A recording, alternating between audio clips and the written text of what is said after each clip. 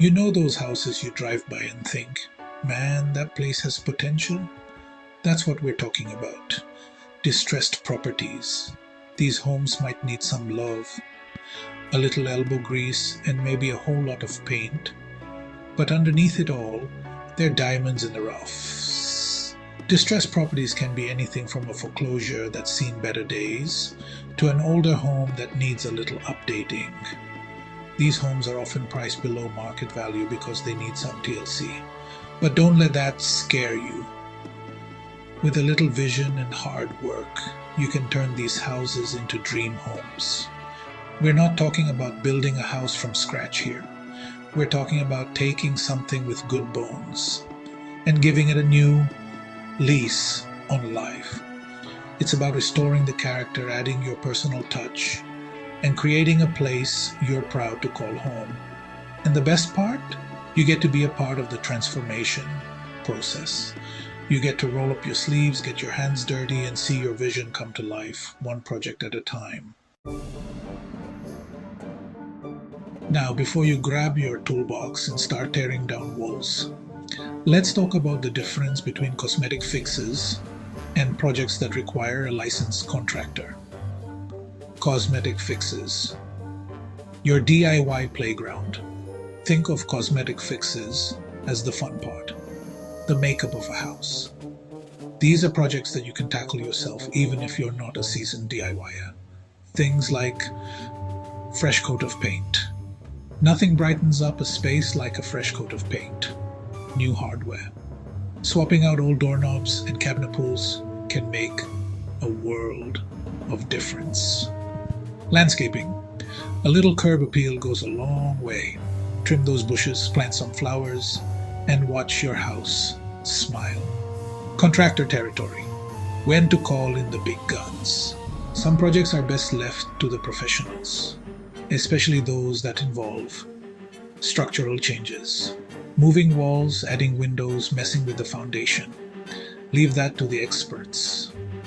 Electrical and plumbing. These are not the areas to experiment. Safety first. Roofing and foundation repairs. These are big ticket items that require specialized knowledge and experience. Knowing when to DIY and when to call in the pros is key to a successful and safe renovation. You know I love a good before and after photo. It's amazing what a little vision and hard work can do. Remember that dilapidated Victorian we saw on Elm Street? The one with the peeling paint and overgrown yard? Look at it now. Transformations like this don't happen overnight. It takes time, effort, and a whole lot of love. But the results, they speak for themselves. Finding the right distressed property is like unearthing a hidden gem. Remember our chat about searching for these diamonds in the rough? We talked about checking foreclosure listings. These properties are often sold at below market prices. Auctions. You can snag some amazing deals at auctions, but do your research beforehand. Word of mouth. Let everyone know you're on the hunt. You never know what treasures your network might uncover. Once you've found a property that makes your heart skip a beat, it's time to roll up your sleeves and get to work. Section 5. From fixer-upper to forever home.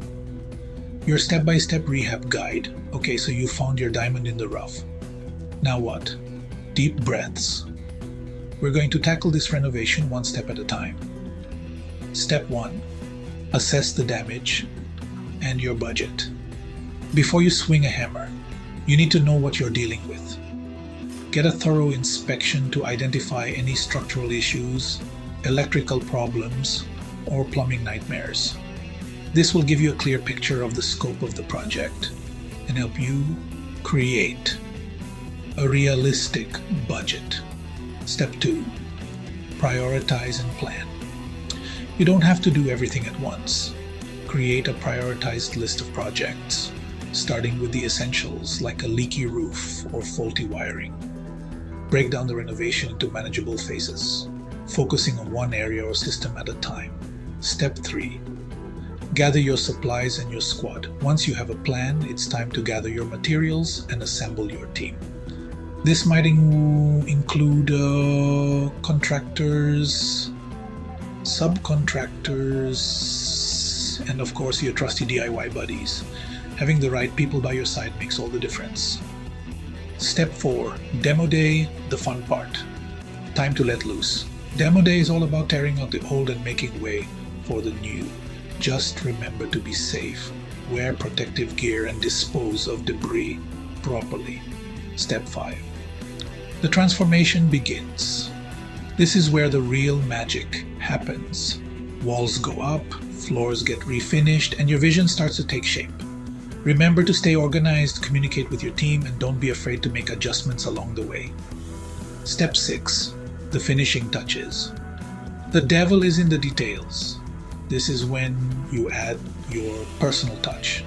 The paint colors, the light fixtures, the little things that make a house a home. Section 6. Sweat equity. DIY projects for the hands-on homeowner. Remember, you don't have to be a master craftsman to tackle some of the renovations yourself. Here are a few DIY projects that can save you money and give you a sense of accomplishment. A fresh coat of paint can work wonders. Installing a backsplash is a relatively easy way to update your kitchen. Swapping out outdated light fixtures can instantly transform a room. Refinishing cabinets gives your kitchen a facelift without breaking the bank. And, a little landscaping goes a long way for curb appeal.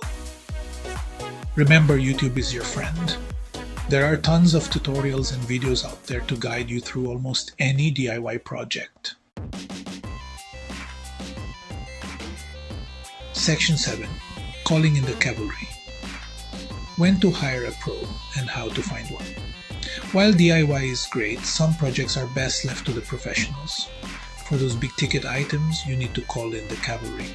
But how do you find reputable contractors you can trust? Talk to friends, family, and neighbors who have recently renovated and ask for referrals. Check online reviews on websites like Angie's List and Yelp for valuable insights. And don't just go with the first contractor you meet. Get at least 3 estimates to compare pricing and services. Remember, communication is key. Be clear about your expectations, ask questions, and don't be afraid to speak up if something doesn't seem right. Section 8. The finish line, but not really. Post-renovation TLC. Congratulations! You've successfully transformed a distressed property into a stunning masterpiece. But the work doesn't stop there. Just like any home, your renovated beauty needs a regular TLC to stay in tip-top shape. Maintenance is key. Regular cleaning keeps your home happy. Seasonal checkups are essential. Inspect your roof, gutters, and foundation for any potential issues. Don't ignore that leaky faucet or squeaky door. Small problems can quickly turn into big headaches if left unattended. And remember to take a step back and appreciate all the hard work you've put into transforming your distressed property. You've earned it. Section 9. Reaping the rewards. Enjoying your transformed distressed property. There's something incredibly rewarding about taking a house that was once forgotten and breathing new life into it. It's like uncovering a hidden treasure and polishing it until it shines. But the real reward, seeing the look on your family's faces when they walk into their new home. It's the feeling of accomplishment, knowing that you took something old and made it new again. So go on, get out there, find your diamond in the rough, and start transforming.